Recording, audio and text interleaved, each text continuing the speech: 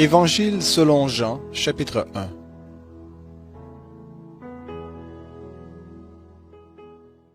Au commencement était la parole, et la parole était avec Dieu, et la parole était Dieu. Elle était au commencement avec Dieu. Tout a été fait par elle, et rien de ce qui a été fait n'a été fait sans elle. En elle était la vie, et la vie était la lumière des hommes. La lumière brille dans les ténèbres, et les ténèbres ne l'ont pas accueillie. Il y eut un homme envoyé par Dieu, du nom de Jean. Il vint comme témoin pour rendre témoignage à la lumière, afin que tous croient par lui. Il n'était pas la lumière, mais il vint pour rendre témoignage à la lumière. C'était la véritable lumière qui, en venant dans le monde, éclaire tout homme. Elle était dans le monde, et le monde a été fait par elle, et le monde ne l'a pas connue. Elle est venue chez les siens, et les siens ne l'ont pas reçue, mais à tous ceux qui l'ont reçue, elle a donné le pouvoir de devenir enfants de Dieu, à ceux qui croient en son nom, et qui sont nés non du sang, ni de la volonté de la chair, ni de la volonté de l'homme, mais de Dieu. La parole a été faite chair, et elle a habité parmi nous, pleine de grâce et de vérité. Et nous avons contemplé sa gloire, une gloire comme celle du Fils unique venu du Père.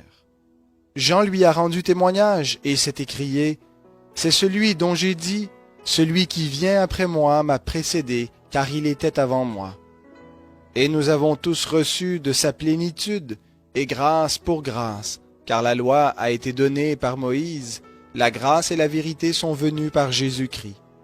Personne n'a jamais vu Dieu. Dieu, le Fils unique, qui est dans le sein du Père, lui l'a fait connaître. Voici le témoignage de Jean, lorsque les Juifs envoyèrent de Jérusalem des sacrificateurs et des Lévites pour lui demander « Toi, qui es-tu » Il confessa sans le nier, il confessa « Moi, je ne suis pas le Christ ».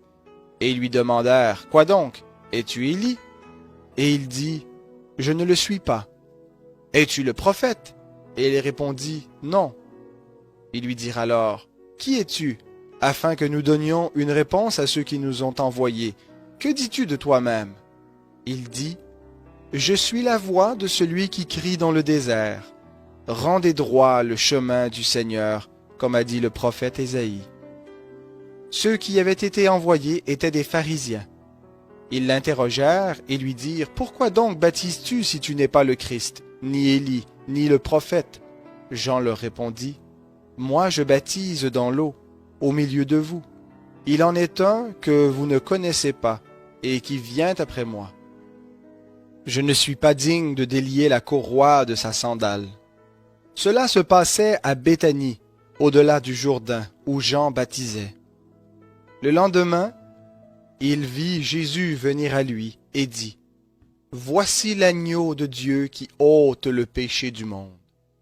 C'est celui dont j'ai dit, « Après moi vient un homme qui m'a précédé, car il était avant moi.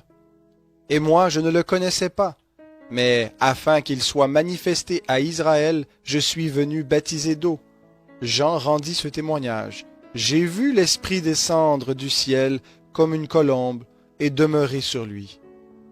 Et moi je ne le connaissais pas, mais celui qui m'a envoyé baptiser d'eau m'a dit, « Celui sur qui tu verras l'Esprit descendre et demeurer, c'est lui qui baptise d'Esprit Saint. » Et moi, j'ai vu et j'ai rendu témoignage que c'est lui le Fils de Dieu. Le lendemain, Jean était encore là, avec 2 de ses disciples. Il regarda Jésus qui passait et dit, « Voici l'agneau de Dieu. » Les 2 disciples entendirent ces paroles et suivirent Jésus.